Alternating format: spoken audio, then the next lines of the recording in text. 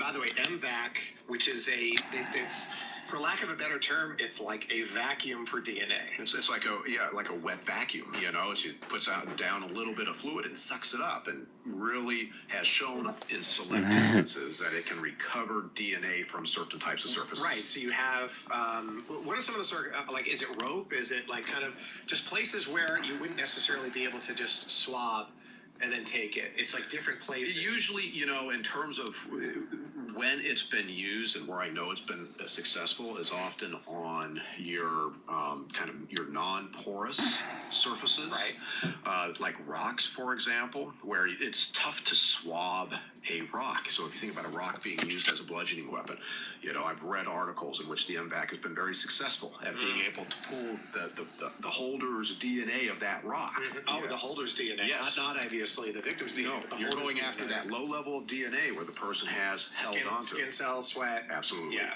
So it's tough to swab a rock, by the way. I will be.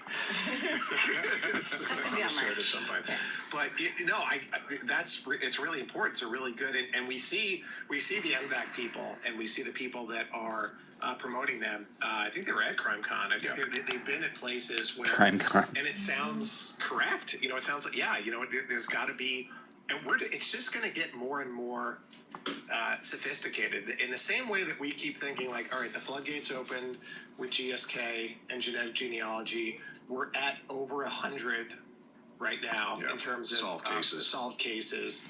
That is still a drop in the bucket compared to all of the unsolved murders that are there.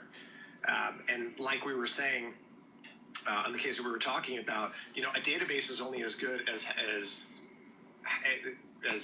what's in it from the public side of entering your database, your DNA into GenMatch or wherever.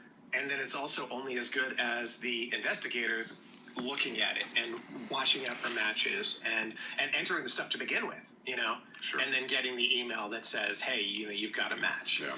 And, that's one of the things that we often talk about with the rape kits that are out there. Whoa, okay, Jenna you've done, is positive, Ellie is negative. cleared Oh my God. Cleared our backlog. All right, well, what are you doing with that now? Oh, you poor should Jenna. be going, go for your state database first, then go to CODIS if you So need to. does that mean Then you got to go the extra step and do genetic genealogy, because we know this person is going to ramp up. your daughter's going to be safe from it, like not get it? The multiple offenders, which you can identify. I don't know. That have two matches. So at first, if you have 5,000 rape kits, she you can put them still get it. you put them in your own Yeah. database, let's say, and then you can see that like, wow, there's 5 offenders who have committed more than one. Those are the ones that you need to go after first, and then you just keep going and keep going. Yeah, keep going. yeah. And I don't think we're there yet.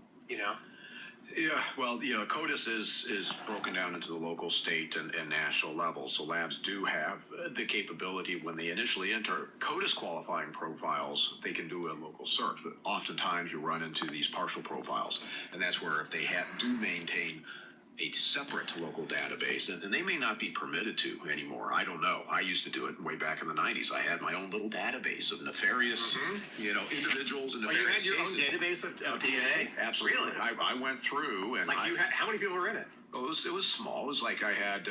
I was really focusing in on cases in which they were serial predator related, and so I went and I found reference standards within our reference standard collection that had been collected over the decades. Blood samples from various individuals that some of them who had been convicted and are sitting in prison, and I took those blood samples and I created their DNA profile, very old DNA type technology, and created a database. And so as I worked cases, I would be doing a direct comparison to these notorious serial killers in the county. Yeah. Let me run this through.